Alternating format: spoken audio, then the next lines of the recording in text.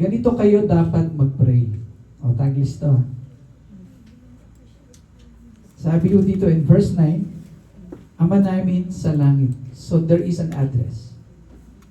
Okay? Don't ever forget in our prayer yung address. Kasi po, the first step, that's why in order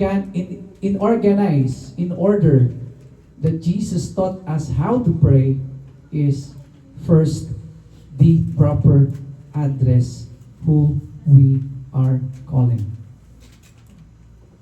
If we don't know the address, naituro ko na po ito before, whatever our beliefs, whatever our situations, whatever denominations we are belong, we have to know which address our prayer is.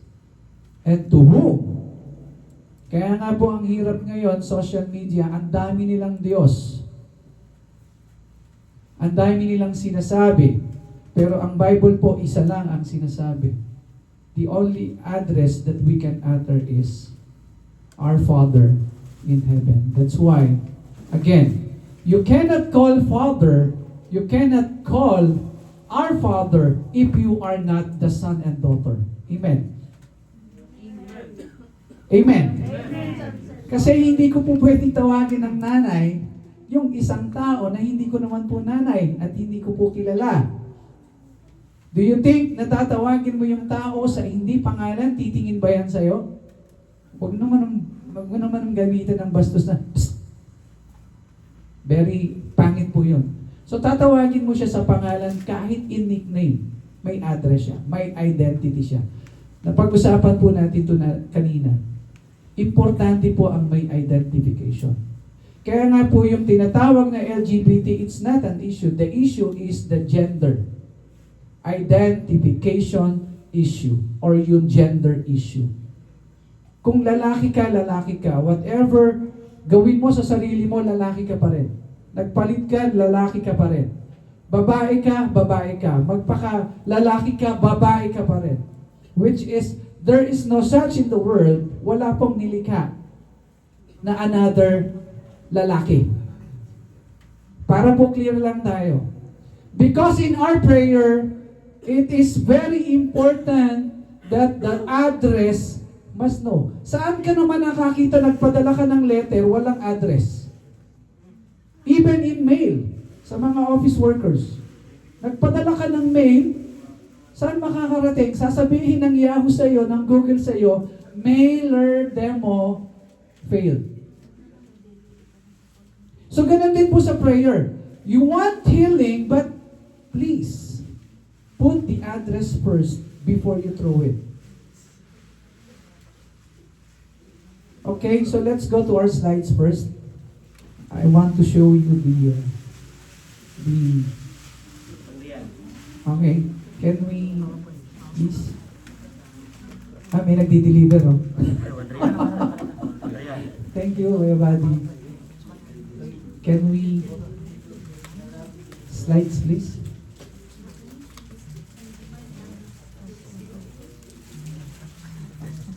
Isang privilege po na tayo ay makatawag na our Father kasi we have Christ. Ayan. Ano po nakikita nyo? Malabo, ano? Yung mga malinaw ang mata dyan. Okay. In Revelation chapter 4 verse 8, each of the 4 living creatures had 6 wings and was covered with eyes all around.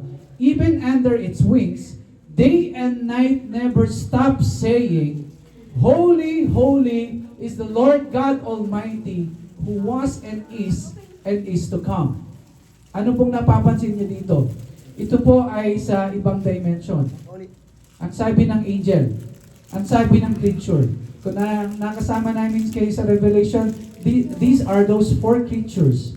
Meron diyang creature na half yung tao, medyo kabayo yung kalahati. Ano yun? And Isaiah chapter 6 verse 13. Is that 13? 13 po ba dyan? 3. They were calling out to each other, Holy, holy, holy is the Lord of heaven's armies. The whole earth is filled with His glory. Now, pansinin nyo, ang pinag-uusapan natin is the first petition in the 7 petitions of Jesus' prayer. Now, our subject is prayer. Mahirap po bang manalangin? It is hard to pray. I ask you, is it hard to pray? Yes or no? Ang totoo, mahirap. Ang totoo, mahirap. Bakit? Ganito na lang. Sample, huwag na tayong lumayo. Please pray for the food. Why me? No. I ask you. Please pray for the food. Why me? Mahirap po bang mag-pray? Mahirap kung hindi mo kaya mag-pray. The word prayer is simple, but when you act on it, it's very hard. Pero madali po ang makipag-conversation. Madali po ang makipag-usap. Pero but prayer is different in communication. Prayer is something between you and God. Wala pong nag-pray together na ang prayer mo ay prayer mo at prayer ko sa iyo at sa akin lang. Hindi po ganon. Wala pong prayer na ganon. Ang prayer po natin ganon. At hindi ka naman pwedeng mag-pray na patay na yung tao. Hello? Ano ang sabi ng prayer? Sorry for this Ano ang sabi ng prayer? Hail Mary, full of grace, blessed are those women, blessed among women, ganon. Now, ano po yung sa Tagalog? Ipanalangin mo kaming mga makasalanan kung kami ay ngayon at magpakailanman. Who is Mary? He is also a human being like you and like me. No one can pray to the person and that person will pray to God. No. Kaya tayo nagre-request is request. Pastor, pakisama niyo naman po kami sa prayer. You can pray too. Isn't it? Ate, pakisama niyo naman kami sa prayer. You can pray too. Isn't it? Makakapag-pray ka rin. Tama ba? Ano po yung tamang approach? Can you join me in prayer? Kasi kung ako lang ang magre-request, kawawa naman yung hinilipitan ko. Baka maiwan ako. So, in Matthew 6:9-13, mas maganda nga ho sana kung isinama na natin yung 14 and 15. Kasi hindi daw tayo patatawarin ng ating in-address kung hindi daw po tayo marunong magpatawad. Now, question, are you tired of praying? Really? Yung totoo po. Tired of praying? Raise your hand. Tired of praying? Sometimes you are tired. Nakakaklimutan mo na mag-pray. Sometimes. Parang yung pag-uwi mo na lang, pagod ka na, may sabi nga sa social media, meron daw nagpe-pray na lang sa bed. What is the issue? What is the issue? There is no such a what? A proper position. There is no such, why are you praying? Close your eyes. Sinabi ba ng Bible? Did the Bible say that praying and closing? Tinuro lang po yan sa atin. Okay, let's pray. Bow your head. Diba? Close your eyes. And then, what? Pray. Pero ang totoo, ang sabi, focus your eyes unto Jesus, the author and perfecter of our faith. Sino ba yung ating titignan? Pero alam nyo, ang maganda lang sa na-close your eyes. Wala kang makikita. You can focus your eyes unto Jesus. There is no such issue kung magpipray ka on the bed. Why? Mas mapipil mo nga yung ng Panginoon. That you and God, the intimacy time is there. Sometimes sa CR. Sometimes sa CR. Ang sarap kaya. Magpipray ka. Kasama mo Panginoon. Ang sabi ng 1 Thessalonians chapter 5, always be joyful, number 1. Never stop praying. Be thankful in all circumstances, For this is God's will for you who belong to Christ Jesus. May condition. Kasi kung outside of this church, if it is non-believer, forget it. If without Christ, the person without Christ cannot do this. Promise. Hindi po magagawa yan ng ordinaryong tao na walang pananampalataya kay Kristo. Sabi ko sa inyo, ang tanong kanina, mahirap po bang mag-pray? Ang sabi nyo, hindi. Pero nung inutusan ka nung mag-pray for the food, why me? Because hallowed be your name is to set apart between you and God because God is holy, so you are to be holy. Hindi po ako nagsabi niyan, Bible po nagsabi niyan. Kasi kung the first address pa lang is wrong, do not expect the return. Or do not expect the response or the answer.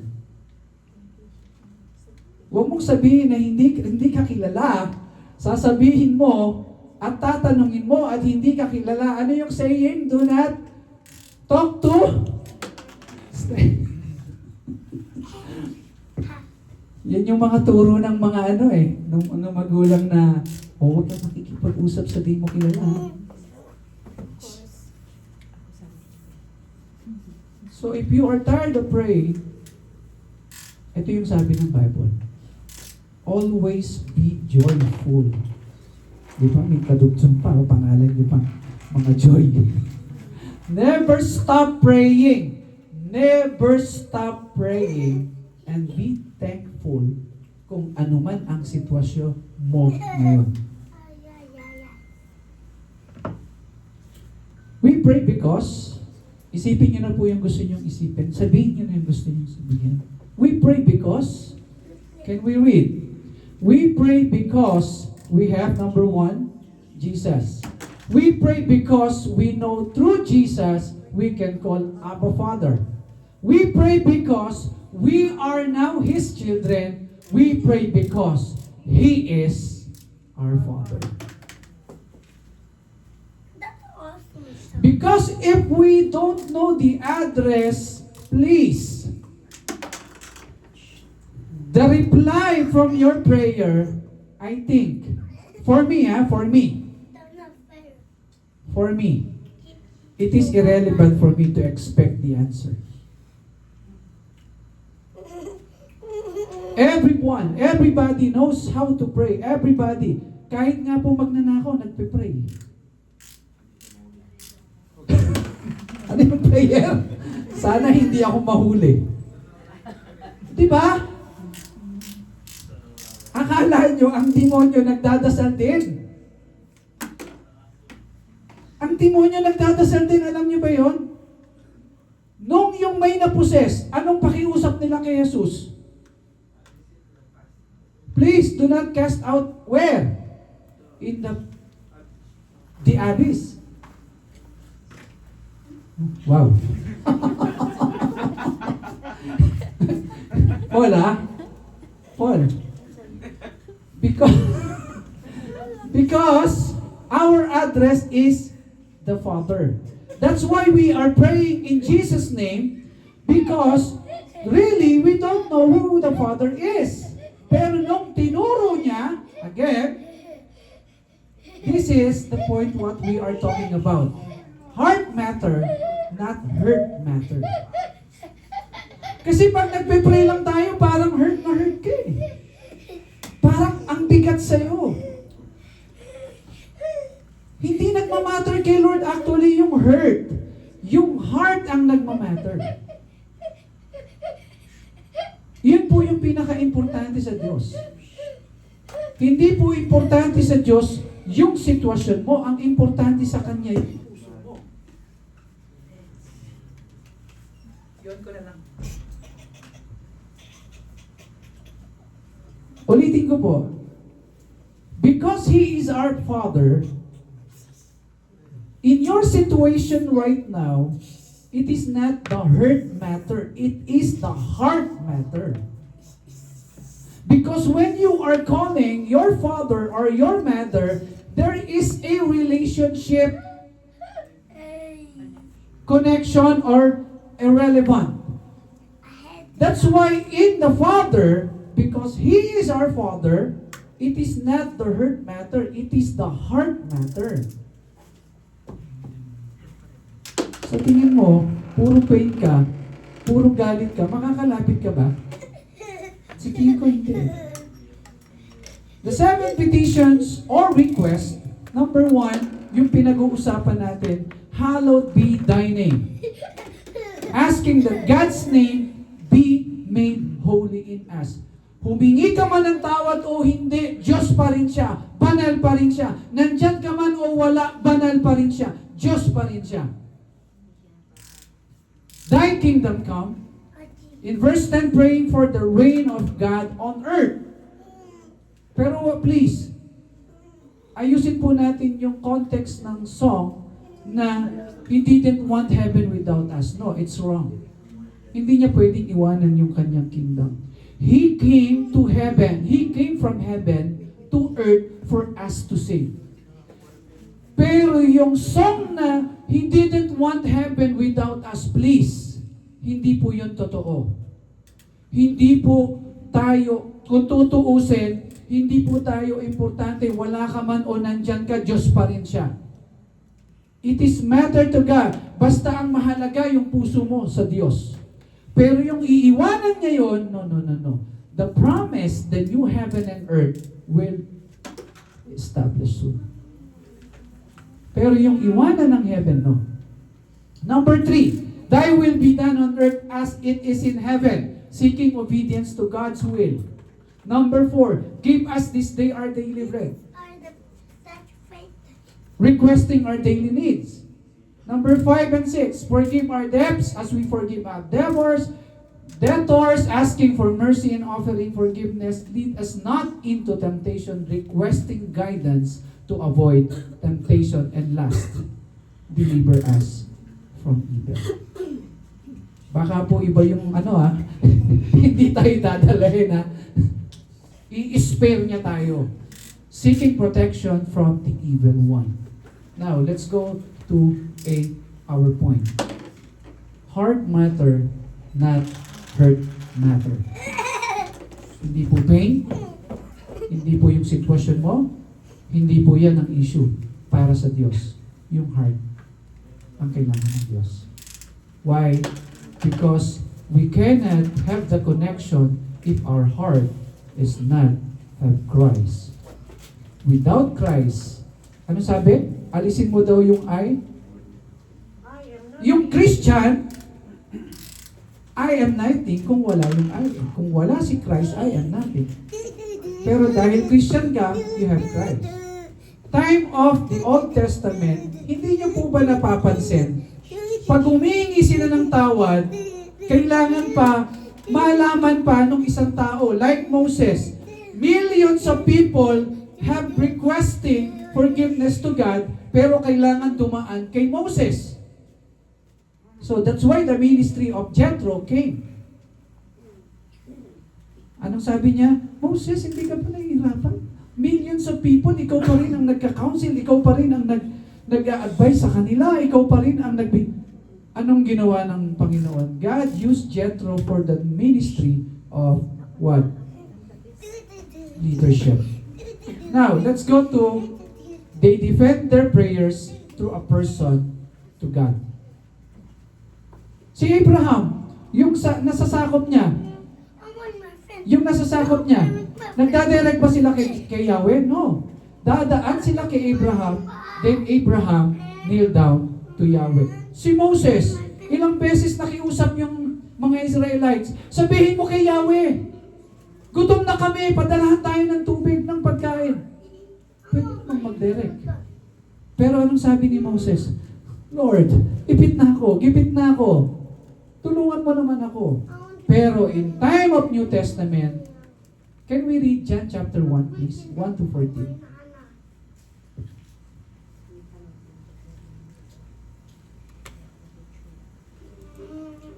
Hati-hatiin na lang natin.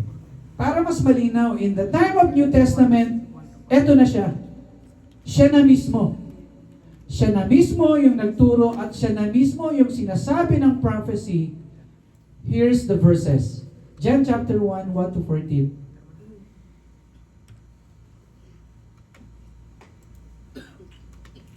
Nang pasimula, Tagalog talaga. Guys, Tagalog muna tayo. Naroon na ang tinatawag na salita. Ang salita ay kasama ng Diyos at ang salita ay Diyos. Sa simula pa'y kasama na siya ng Diyos, nilikha ang lahat ng bagay sa pamamagitan niya at walang anumang nalikha ng hindi sa pamamagitan niya. Ang salita ang pinagmumula ng buhay at ang buhay na ito'y ilaw dahil ito ang nagbibigay liwanag sa mga tao. Verse 5, ang ilaw na ito'y nagliliwanag sa kadiliman at hindi ito nadaig ng kadiliman. Isinugo ng Diyos ang isang tao na ang pangalan ay Juan, pinag-usapan natin kanina. Isinugo siya upang magpatotoo kung sino ang ilaw, upang sa pamamagitan ng kanyang patotoo ay sumampalataya ang lahat ng tao.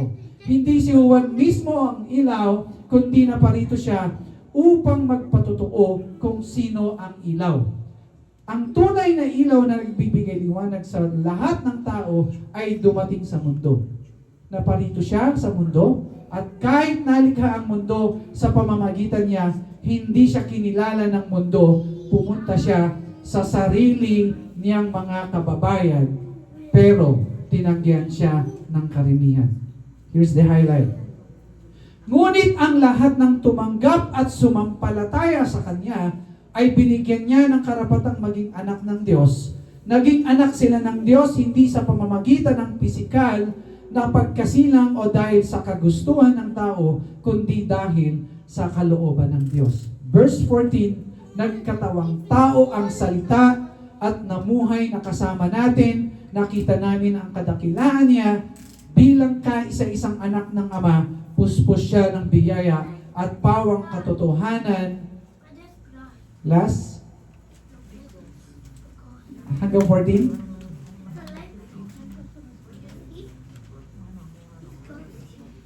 Ang mga sinasabi niya. Let's go back to our slides. In the Old Testament, dinadaan nila sa prophets, dinadaan nila sa kung sino yung leader nila para tumawag lang sa Diyos, para humingi ng tawad sa Diyos. But in our Testament, in New Testament era, pakibalik po sa slides. Yan. Time of New Testament, in John chapter 1, 1 to 14, Jesus Himself. Uy, yan. Siya mismo yung nagsalita. Siya mismo yung nagturo. At hindi na pinadaan kung kani-kanino. Ganito kayo dapat manalangin. Ganito kayo dapat tumawag sa Ama. Now, hallowed be thy name. The first petition.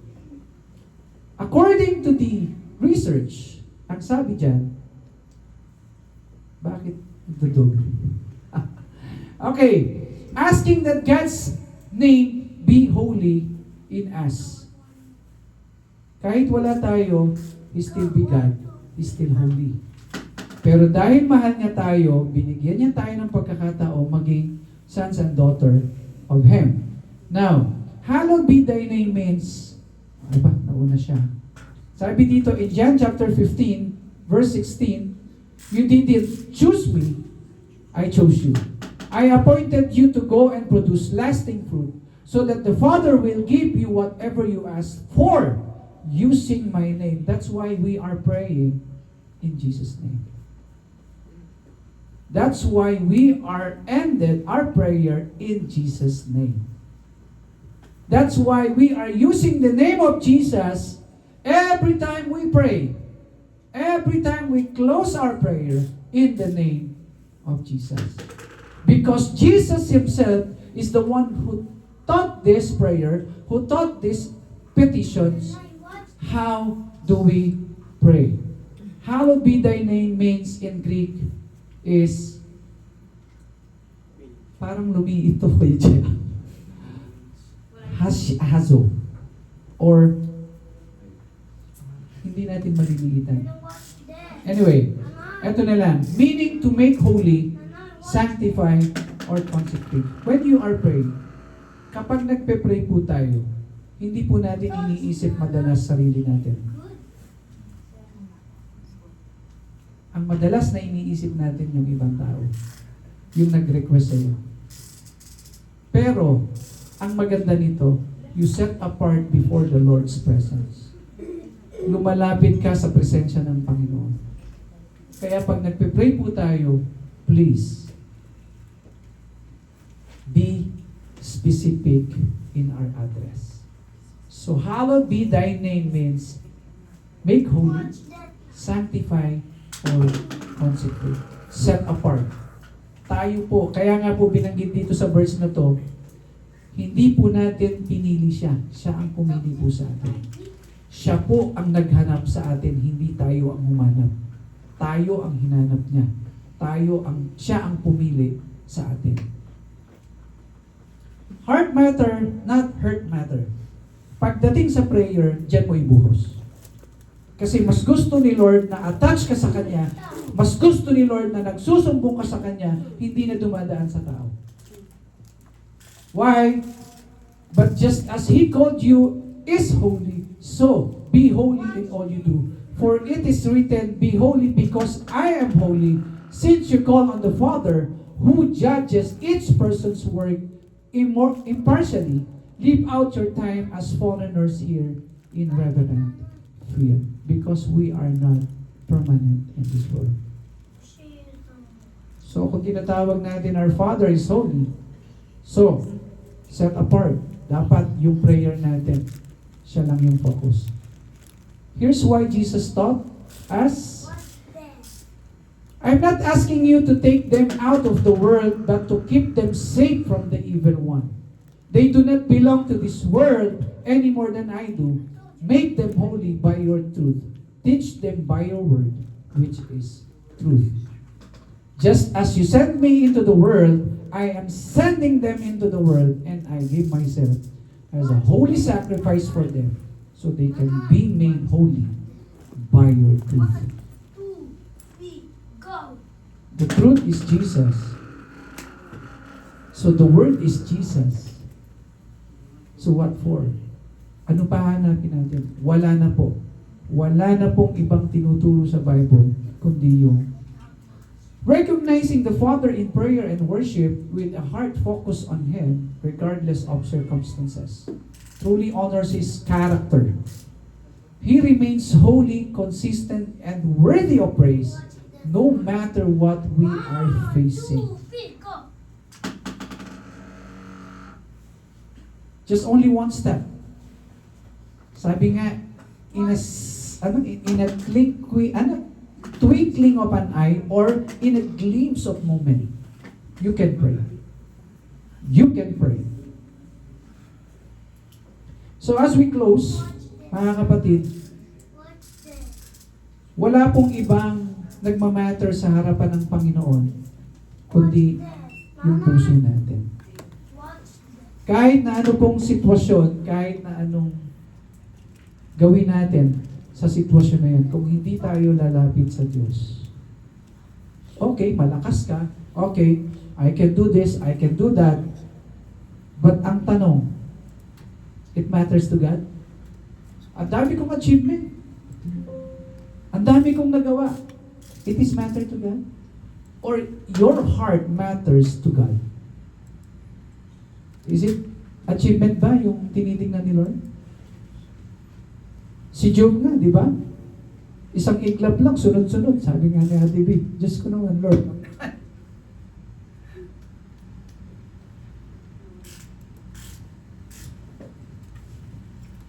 Kung mangyari man po ang sitwasyon na hindi po natin inaasahan, it is not because sinadya man o hindi. It is God has a plan and purpose for this. Kaya nga po yung identification is very important. You can call your friend by name. You can call somebody by name. Lilingon yan. Pero kung hindi mo tatawagin yan sa pangalan, baka mapastusan kayo.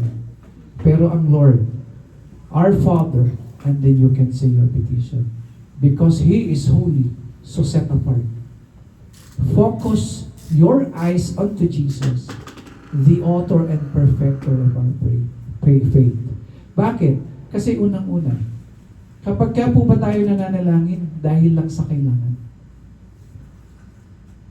Kapag ka po ba tayo tatawag sa banal na Diyos dahil kailangan ko nito? Alam niyo po, the best prayer that we can do is, yun yung sinasabing deny yourself. Forget everything and then come to God. You want healing? You want strength? Focus your eyes onto Jesus, the author and perfecter of our faith. Whatever situation you want to face God in your prayer, harapin natin yung totoo. Dahil ang nagmamatter sa Diyos, hindi yung nararamdaman mo, kundi yung nilalaman ng puso mo. Kasi maaaring pagod ka, maaaring gusto mo nang mag-give up.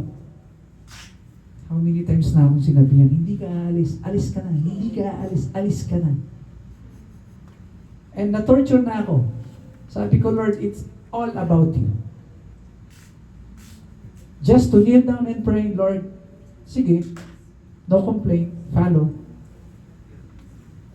Whatever the direction and leading of God in your prayer must be His will, not our will. Marami po ang nagpe-pray, nalilimutan yung pinaka-konteksto, that your will be done, not my will be done. Galit na galit kang, eager na eager kang ipag-pray, pero nalimutan mo yung sinabi ng Panginoon, Lord, remove this cup, but not my will, but yours be done. Lord, stop this war. Nalimutan na yung totoong reason bakit gusto mo matigil yung gera. Ano? Sa kapangyarihan ko, I don't have the power. But your will be done. Not my will, but your will be done. Ano nangyayari? Ang lakas ng prayer. Kailangan kong isigaw yung prayer. Pero nawawala yung totoong image ng prayer. Lord, your will be done. Lord, I need healing. Your will be done. Pinaiinom ka ng gamot, hindi mo ininom. My will be done.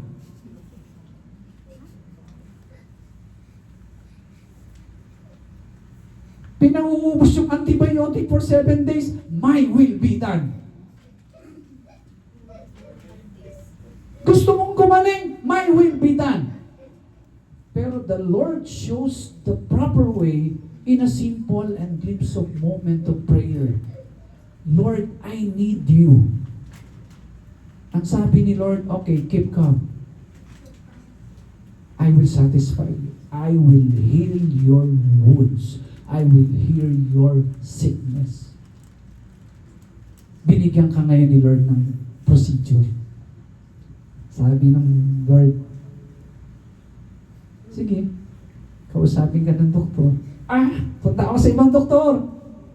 Kasi hindi ako naging okay doon.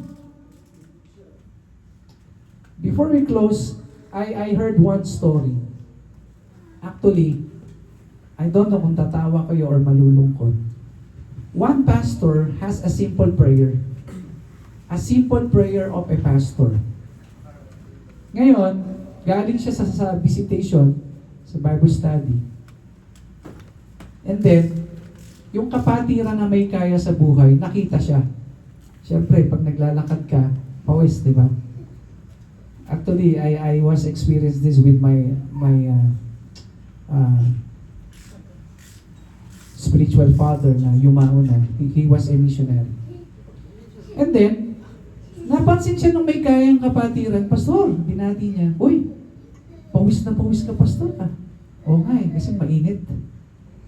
So, tuloy lang. And then, napansin nung mayaman, Pastor, yung sapatos mo nakangiti. Oo nga kasi kalalakad.